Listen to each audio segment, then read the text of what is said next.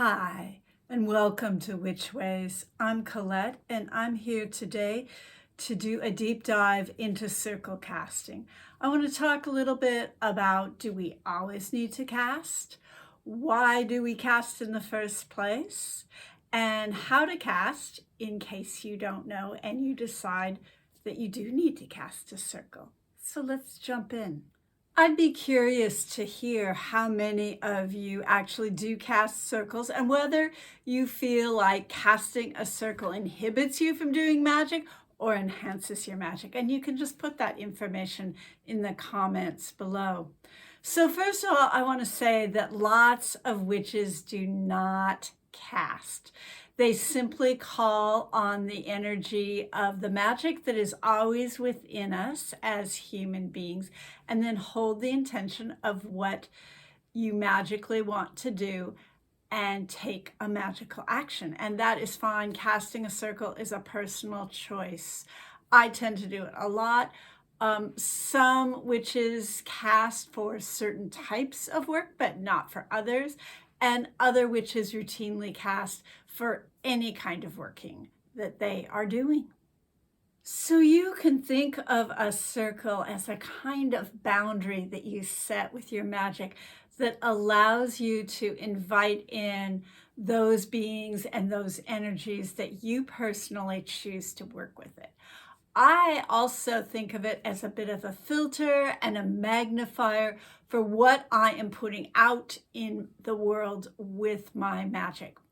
We also think about it as a bit of a sacred space that is outside the boundaries of space and time and the limitations of the physical body, a place where our amazing brains can reach their full capacity and change reality. And some groups have a little thing that they say after they cast the circle, and they might say, and I do this as well, by all that is above, by all that is below, the circle is cast. We are between the worlds, and what happens between the worlds affects all the worlds. And that's just simply a way of stating what it is we believe about our magic and what we can do with it. Some groups that work very intimately together will also have a little caveat that they all enter the circle in perfect love and perfect trust, which is obviously very hard to do. But it's a metaphor for putting aside sort of outside concerns and moving into that place where you are one with magic and with your divine self if you believe in deity. To me, a circle is made up of an electromagnetic field that comes from the earth and sky. And then there's a little something extra with it that is mystery. And I'm fine not knowing what that little something extra is. I tend, as I said, to cast circles a lot. Almost always if I'm working with a group, always if I'm doing any kind of ritual, anytime I'm doing any work where I'm trying to get information from beings, any kind of intense work at all or complicated work, I almost always cast a circle. And in addition to protection, your circle, as I mentioned, can add strength to the magic that you're doing. Here's some examples of times when I either routinely do not cast a circle or it's problematic and I have to adapt to what I'm doing. First of all, I almost never cast a circle when I'm doing small, daily hearthcraft, kitchen witch, green magic type of things, or doing something that's just part of my daily practice, gratitude work, etc. I always hold the magic within me, no matter where I am. And so I always feel like I can expand that to the work for those kinds of acts. A situation where I find it difficult or not possible is if people are constantly randomly coming and going throughout the magic, and that might make me reassess the kind of magic that I do or the intensity level, or try and come up with a different way to have some of those benefits of a circle. I also find that sometimes the need or the perceived need to cast will keep people from doing magic, particularly if they also like to call in beings, because it becomes this whole long, 20 to half an hour, minute thing in order to do a 5-minute piece of magic. And sometimes that's necessary, but I think it's more important for people to either learn how to do it very quickly or to not cast and call if it's a simple level of magic and just do the magic.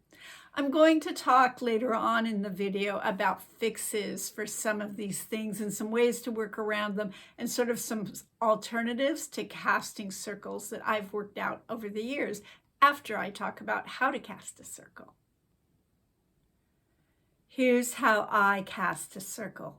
One of the important things about witchcraft is you'll learn many techniques from different people, and it's important to follow your own gut and try new things and see if they work. So how I do it is I cast a circle by first grounding and centering, and sending my roots down into the earth and up into the sky and pulling up some energy, or maybe sometimes just from the earth. A lot of witches just send roots down into the earth and pull that energy up and use it to cast a circle. I personally like earth and sky.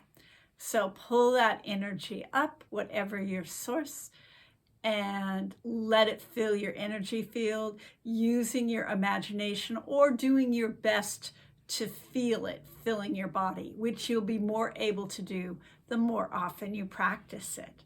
You can give it a color or a sensation or notice the way it feels in your body if that helps you remember and more easily do it next time. And most people then take that energy and let it fill their energy field and then send it out either through their hands or one hand drawing a pentacle with a circle at each quarter, starting in the north. Some people use an athame and move clockwise around the circle. And again, as I mentioned before, some people include above and below. Some people envision it as a sphere rather than a circle and include that above and below. That's one reason for doing that.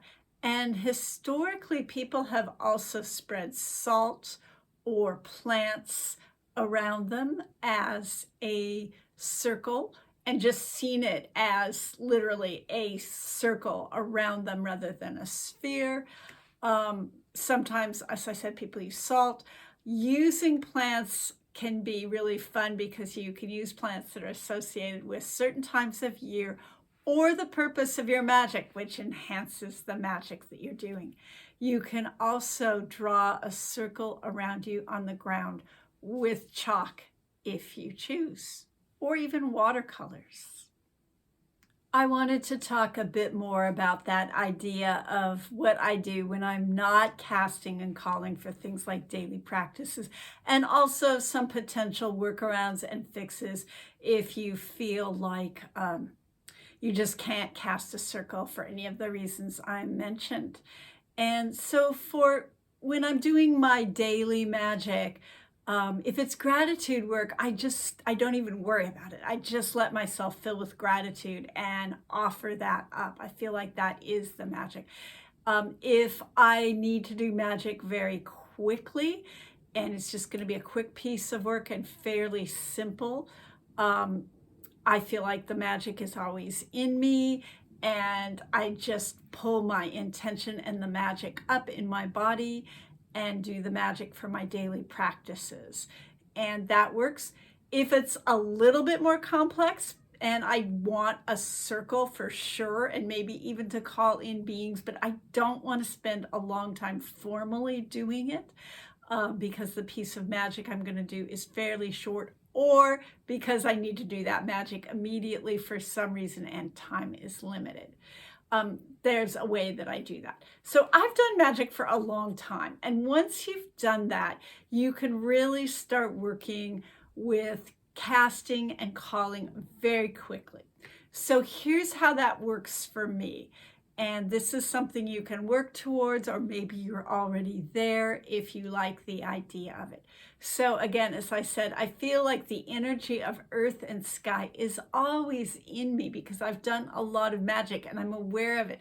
And that's the nature of being human, is that we're children of earth and sky. So I simply take a breath and expand that magic that is within me, below and above,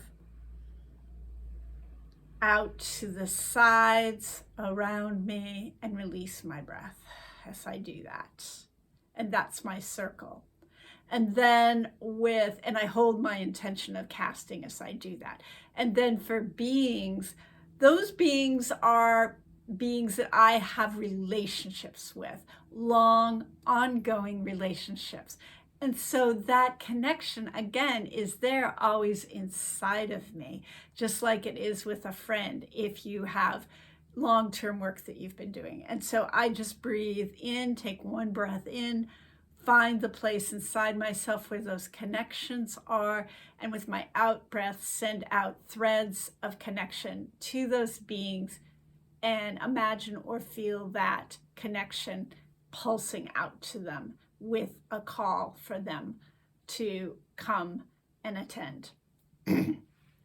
So it's pretty simple, and really literally that just takes even less time than it took for me to describe to you how to do it.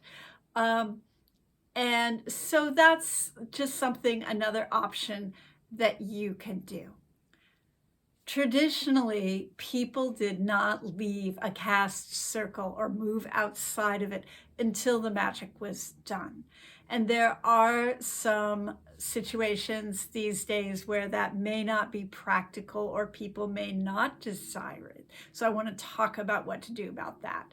First of all, if you're doing a long ritual, one of the things to do is to cast a circle in such a way that people don't have to come and go, because the thing that people most commonly need to do that makes them leave the circle is to use the bathroom. So if it's possible to cast a circle around the space, including the bathrooms, that is always very helpful.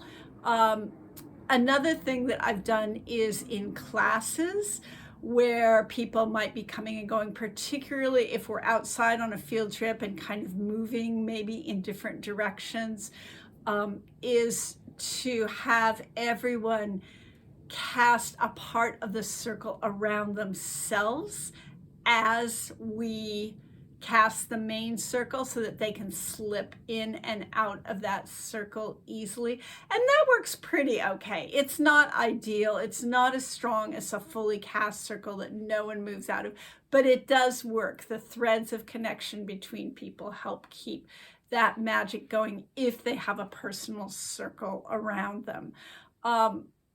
Another thing that I do is then, if we're going to stop and do some focus magic or some magic that's more intense, then I'll just have people strengthen the main circle when we come back together, or maybe even recast it. And finally, another thing that I do is that I do a thing called a circle of shared intention, where you get some of the benefits of a circle, but not all of them, but you still have some protection and some magnification. So what that looks like is everyone breathing and imagining threads of connection going into the center of the circle, and having something that holds that circle and holds that intention as we move. And it's really helpful if it's something active like a fire or a candle. I do this a lot with Zoom magic. Even the altar can hold that.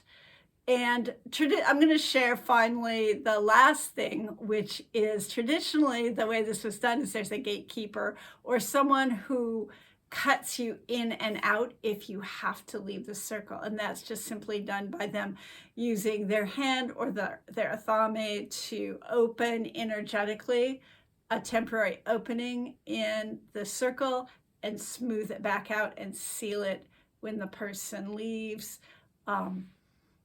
And another thing to do is if someone has to leave unexpectedly while we're still in the middle of magic, it's really good to cut them out of the circle and cut the magic off them so that it's not following them home as they try and drive and navigate whatever took them away from the magic. Feel free to share this video. I get a lot of questions about that.